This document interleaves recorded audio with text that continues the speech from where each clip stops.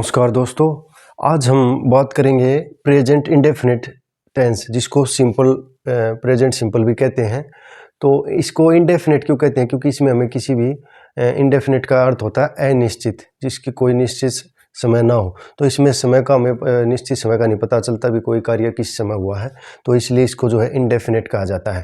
तो इसमें हमने मेन जो है ध्यान रखना है, सबसे पहले मैंने आपको जो चार्ट बताया था वो आशा है आप सभी ने चार्ट जो है लर्न कर लिया होगा। प्रॉपर 12 के 12 जो टेंस के पार्ट है, प्रेजेंट के 4 पार्ट और पास्ट टेंस के 4 पार्ट और फ्यूचर टेंस के 4 पार्ट हैं। तो ये पहला जो है प्रेजेंट टेंस का पहला जो है लेवल है प्रेजेंट इंडेफिनिट टेंस। तो इसमें जैसे मैंने आपको हिंदी में पहचान बताई है, वाक्य के अंत में जो है हिंदी वाक्य का जो होता है उसके अंत में ता है, ते है, ती है पाया जाता है। और इसमें जो है हमने देखना है इसमें हेल्पिंग वर्ब क्या होती है। इसमें हेल्पिंग वर्ब डू डज होती है। तो डू किन के साथ लगाते हैं हम? डू जो है उनके साथ लगाते हैं जो प्लूरल सब्जेक्ट होते हैं, जैसे आई, वी, यू, दे और कोई भी प्लूरल नाउन हो तो उनके साथ हम जो है प्रयोग करते हैं। प्लूरल नाउन या प्रोनाउन जो होता है तो उसके साथ हम इसका प्रयोग करते हैं। और डज का प्रयोग हम जो सिंगुलर नाउन है, थर्ड पर्सन सिंगुलर नाउन जो होते हैं उनके साथ, जैसे ही, शी, इट और किसी व्यक्ति या वस्तु का कोई एक व्यक्ति या वस्तु उसका नाम हो तो उसके साथ हम जो है डज का प्रयोग करेंगे। ये नेगेटिव और इंटेरोगेटिव में करेंगे, आप सभी ने ये ध्यान रखना है। सिंपल वाक्य में क्या स्ट्रक्चर रहेगा वो अभी हम बात करेंगे, और कितने तरह इसका मेनली जो प्रयोग होता है प्रेजेंट इंडेफिनिट टेंस का, इसका भी हम देखेंगे। तो सबसे पहले आप ये नोट डाउन करें, जैसा कि मैंने बताया आप सभी को, हेल्पिंग वर्ब इसमें जो होती है डू डज होती है। डू किन के साथ लगता है? I, we, you, they, any plural noun. और डज का प्रयोग हमारा जो होता है he, she, it, any singular noun. तो इनके साथ प्रयोग होता है। तो इतना आपको जो है पता होना चाहिए। और इसके बाद हम जो है इसके देखेंगे वन बाई वन कितने प्रयोग होते हैं हमारे। सभी से आपने जो सभी सब्जेक्ट ये जो दे रखे हैं इनसे आपने वाक्य बनाने की प्रैक्टिस करनी है, ताकि ज़्यादा से ज़्यादा आप लर्न कर सको। टेंस अगर आपको आगे तो ये मान लो आपको इंग्लिश स्पीकिंग में भी बहुत ये यूज़फुल है। इंग्लिश स्पीकिंग जो सीखना चाहते हैं इंग्लिश को बोलना, तो उसमें भी टेंस अहम भूमिका निभाता है। अगर हमें टेंस आते हैं प्रॉपर तरीके से तो हम प्रॉपर तरीके से इंग्लिश स्पीकिंग कर सकते हैं, बोल सकते हैं अच्छे ढंग से। तो ये बेस है एक तरह से, ये मान लो। इसके लिए मैंने पहले आपको जो बता दिया है। तो इसमें जैसे सबसे पहला हमारा इसमें प्रयोग है हैबिचुअल। हमारा जो एक्शन है, हैबिचुअल हमारा जो एक्शन है HABITUA, तो हैबिचुअल एक्शन है। और habitual action daily routine work, daily हमारा जो रूटीन वर्क है उसमें इसका प्रयोग होता है। हैबिट क्या होती है? हमारी जो अनकॉन्शियस माइंड होता है तो वो हमारा एक तरह से उसकी हैबिट हो जाती है। जैसे किसी को देर उठने की हैबिट है, किसी को दूसरी तरह की हैबिट है, किसी को स्मोकिंग की हैबिट है, तो वो हैबिचुअल हो जाते हैं एक चीज़ के, वो तो अनकॉन्शियसली उस चीज़ को बार बार करते रहते हैं।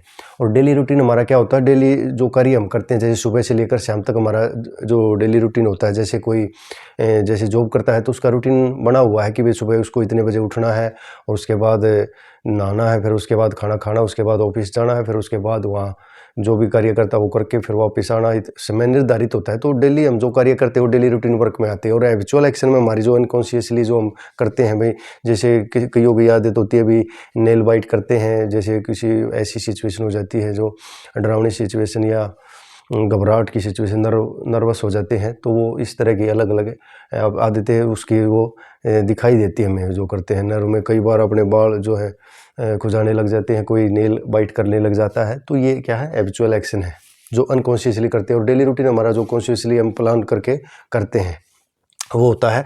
तो इसमें हम देख लेते हैं, जैसे ही gets up early in the morning at 5 AM। तो ये उसकी जो है बताया गया है। इसमें पार्ट एक है कि वो जो उठता है, gets up early in the morning at 5 AM।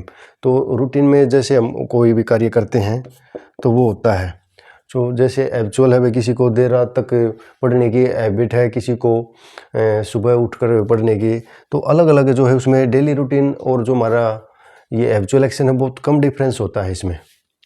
तो आपने ये प्रॉपर तरीके से ध्यान रखना है। इस टेंस में यहीं से जो है क्वेश्चन उठाए जाते हैं। जैसे ये है द cat drinks milk। जो कैट है वो जो है दूध पीती है। और इसके अलावा जैसे हम देख लेते हैं, ही ऑलवेज स्टडी एट नाइट। वो हमेशा क्या है, रात को जो है स्टडी करता है। तो इस तरह के जो ऑलवेज आए इसमें, इस तरह के ऑलवेज है, नेवर है, ओकेजनली है, every time, every year, every Sunday. तो इस तरह के जो सेंटेंस एडवर्ब होते हैं वो इस टेंस में प्रयोग होते हैं। आगे चलकर वो भी आपको बताएंगे, डिस्कस करेंगे उनके बारे में, जो स्पेशल इस तरह के जो होते हैं। और तो ये हमारा जो है एक्चुअल एक्शन और डेली रूटीन का है। तो इसके अगला हम जो है करेंगे नेक्स्ट, इसमें जो हमारा आता है यूनिवर्सल जो कॉन्सेप्ट आता है। तो एक बार इसको जो है थोड़ा साफ कर लें। तो नेक्स्ट हम इसमें देखते हैं, नेक्स्ट हमारा यूनिवर्सल जो फैक्ट्स होता है हमारा, यूनिवर्सल जो हमारा फैक्ट्स हैं, परमानेंट सत्य है, उसको व्यक्त करने के लिए जो हम प्रेजेंट इंडेफिनिट टेंस का प्रयोग करते हैं। जैसे the earth revolves round the sun, जो सूर्य है जो सूर्य के चारों ओर चक्कर लगाती है। इसमें जो रिवॉल्व्स, ये ध्यान रखना हमें, यहाँ रिवॉल्व एस लगा हुआ है क्योंकि ये द अर्थ एक सिंगल उसमें यूनिट में काउंट की गई है। इसलिए जो भी हम एक वचन का प्रयोग करेंगे किसी भी नाउन का या प्रोनाउन का, तो उसके साथ जो वर्ब आएगी उसके साथ SEIS लगेगा। SEIS कब लगता है, ये वर्ब की जो चैप्टर है उसमें रूल है इसके लिए भी। पीछे जो कोई भी जो हमारा वर्ब है उसमें S हो, SH हो, CH हो, X हो, तो उसमें कंडीशन में ES लगाते हैं। और S कब लगाते हैं उसके भी रूल बने हुए हैं, तो आप वो भी देख सकते हैं। तो इस चीज़ का अपने ध्यान रखना है। एक वचन जहाँ होगा तो उसके साथ वर्ब जो लगेगी तो उसके साथ SEIS हमने लगाना है। सेकंड है आइस मेल्ट्स।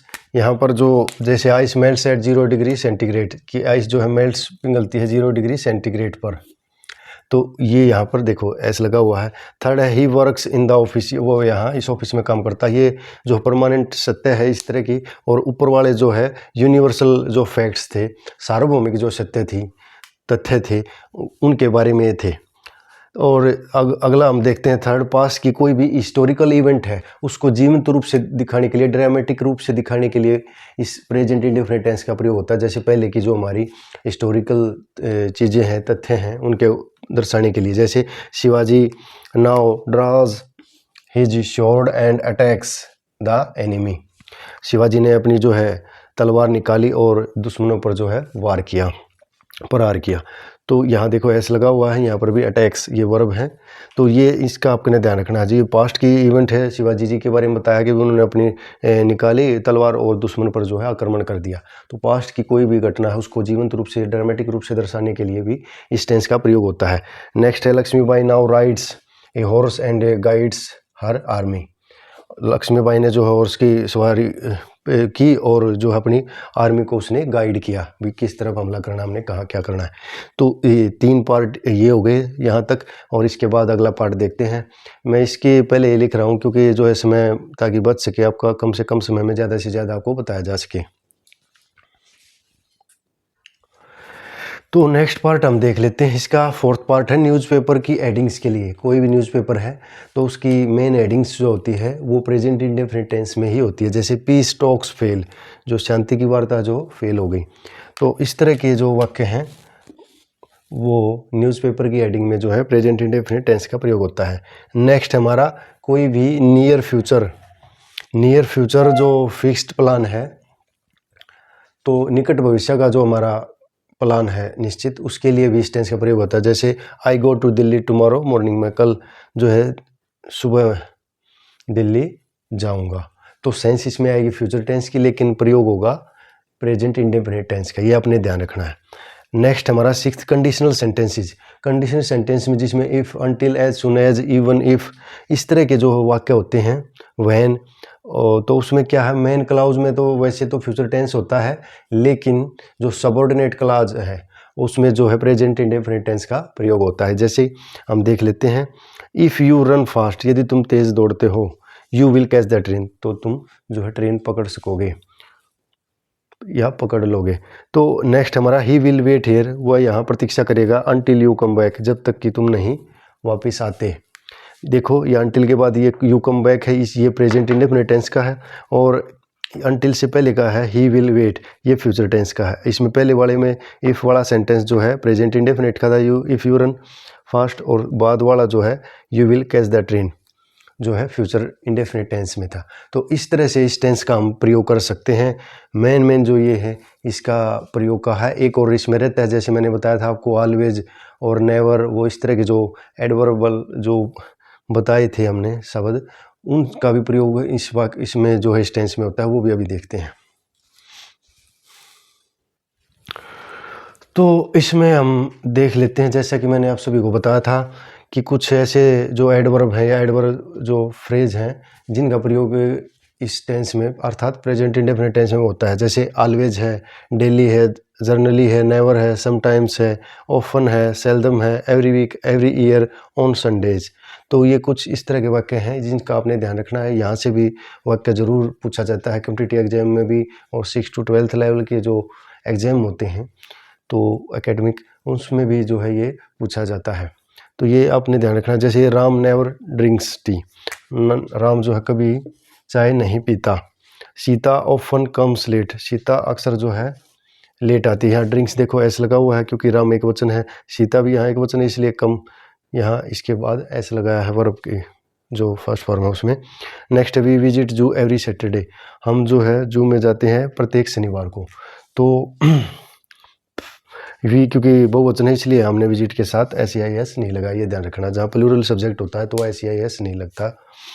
तो ये कुछ हमारे जो वाक्य थे। इसके अलावा एक छोटा सा और रहता है, जो कुछ ऐसे जो है वर्ड्स हैं जिनका प्रयोग हम जनरली जो है प्रेजेंट कॉन्टिन्यूस में नहीं करते, लेकिन वो प्रेजेंट इंडेफिनिट में हम कर सकते हैं। ये कुछ जो है हैं वर्ड्स जिनका प्रयोग हम प्रेजेंट कॉन्टिन्यूस में अक्सर नहीं करते, केवल विशेष परिस्थितियों को छोड़कर। वैसे सामान्य तौर पर जो हम करते हैं वाक्य प्रयोग तो प्रेजेंट इंडेफिनिट टेंस में प्रयोग करते हैं। जैसे hate, love, like, know, matter, belong, remember, believe, contain, mean, prefer, seem, etc। तो इस तरह के ये वाक्य हैं जिसका प्रयोग हम केवल प्रेजेंट इंडेफिनिट में करते हैं जनरली, जब हम करते हैं जनरल पर्पज़ के लिए। जैसे वी सी हिम, हमने उसे देखा है एंजॉइंग द पिकनिक, जो पिकनिक का आनंद लेते हुए। वी हियर, हमने सुना है that he is going to Canada next year, हमने सुना कि वो अगले साल जो है कनाडा जा रहा है। तो इस तरह के जो है इसमें वाक्य प्रयोग होते हैं।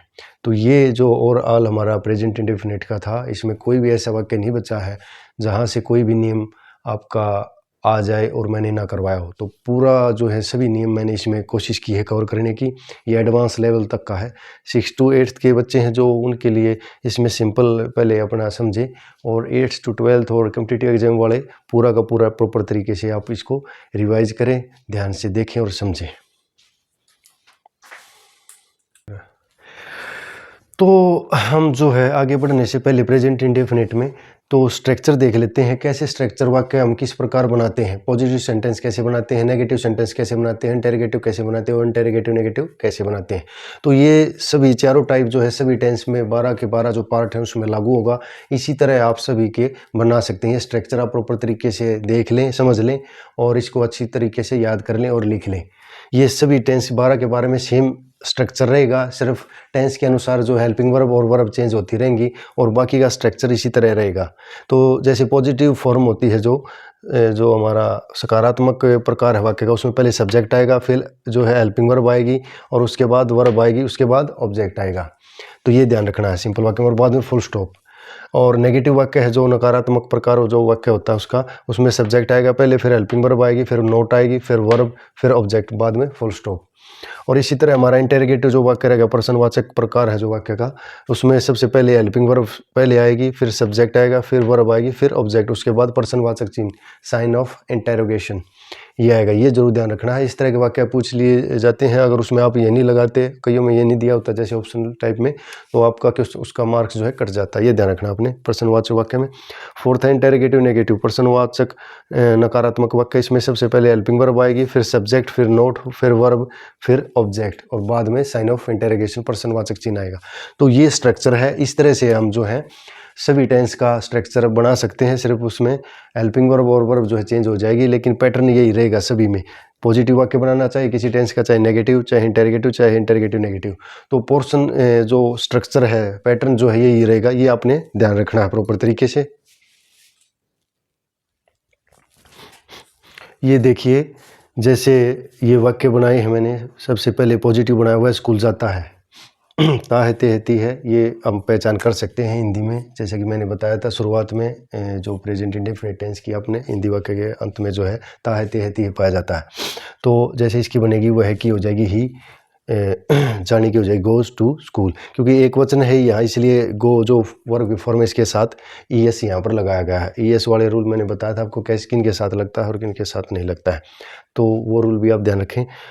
लेकिन सिर्फ ध्यान इतना रखना है कि जहाँ एक वचन होगा तो वो वर्ब उसके साथ आएगी, तो वहाँ पर उसका जो है एस या एस लगेगा वर्ब के साथ। लेकिन जहाँ वाक्य में डू डज आ जाए, मतलब हेल्पिंग वर्ब आ जाए वो, तो उसके बाद जो है जो वर्ब लगेगी तो उसमें एस या एस नहीं लगाएंगे। ये आपने ध्यान रखना है, ये रूल है, आप अलग से नोट डाउन कर लें कि जहाँ डू और डज आ जाए वाक्य में, तो वहाँ पर जो है वर्ब की फर्स्ट फॉर्म के साथ एस या एस नहीं लगाया जाता।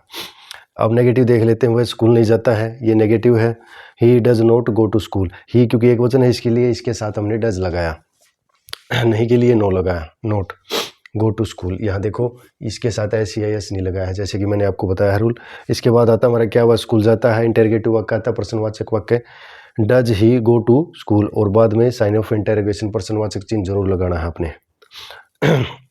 डज इसमें देखो पहले आ जाएगा, उसके बाद सब्जेक्ट आ जाएगा। जैसे कि मैंने स्ट्रक्चर इससे पहले आपको बताया था, वो स्ट्रक्चर आपने ध्यान रखना है सभी वाक्य का। प्रश्नवाचक का क्या स्ट्रक्चर है, नेगेटिव का क्या है। प्रश्नवाचक में वाक्य में जैसे पहले क्या आएगा, हेल्पिंग वर्ब आएगी, उसके बाद सब्जेक्ट आएगा, उसके बाद वर्ब आएगी, उसके बाद ये ऑब्जेक्ट आएगा, ये ध्यान रखना है।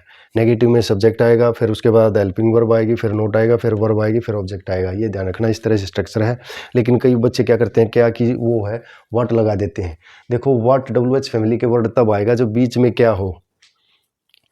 ये शुरुआत में क्या है, तो इसके लिए हेल्पिंग वर्ब जो जिस टेंस की बनी हुई होती है वही लगती है, ये ध्यान रखना। अपने बीच में अगर क्या, क्यों, कहाँ ये आ जाए वाक्य के, तब हम WH फैमिली का प्रयोग करेंगे, ये ध्यान रखना। बहुत से बच्चे इसमें गलती करते हैं। तो नेक्स्ट हमारा इंटरोगेटिव नेगेटिव, क्या वह स्कूल नहीं जाता है, does he not go to school. डज पहले आ जाएगा, फिर सब्जेक्ट आ जाएगा ही, फिर नोट, फिर वर्ब, फिर उसके बाद ये है ऑब्जेक्ट आ जाएगा। ये आपने ध्यान रखना है। ये बाद में जो है यहाँ पर ये ऑब्जेक्ट है, इससे पहले ये वर्ब है यहाँ पर, और ये यहाँ पर हेल्पिंग वर्ब है, और ये जो है सब्जेक्ट है हमारा। तो इस तरह से हमने जो है ज़्यादा से ज़्यादा वाक्य बनाने, जैसे ही से बनाया मैंने, इसी प्रकार आप सी से बना सकते हैं, और आई से बना सकते हैं, वी से बना सकते हैं, यू से, दे से।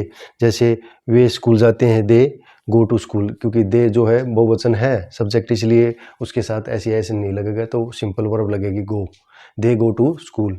वे स्कूल नहीं जाते, they do not go to school, क्योंकि प्लूरल है सब्जेक्ट दे, तो इसके साथ डू लगेगा, they do not go to school. क्या स्कूल जाते हैं, do they go to school. क्या स्कूल नहीं जाते, do they not go to school. तो इस तरह से हम विभिन्न तरह के प्रैक्टिस करें। आप अलग अलग तरह के वाक्य बनाएं, अलग अलग वर्ब से बनाएं। जैसे एक मैंने ये जाने की गो की बनाई, कम की, और अलग अलग खाने की, वे खा रहा है वो नहा रहा है, इस तरह के अलग अलग बना के देखें, प्रैक्टिस करें, तभी आपको अच्छे से ये समझ में आएगा। और इसके साथ साथ आपको इंग्लिश बोलनी भी आएगी और लिखनी भी आएगी, और टेंस भी प्रॉपर तरीके से याद होगा। यदि आपको हमारी वीडियो अच्छी लगी तो लाइक, शेयर और सब्सक्राइब जरूर करें। धन्यवाद।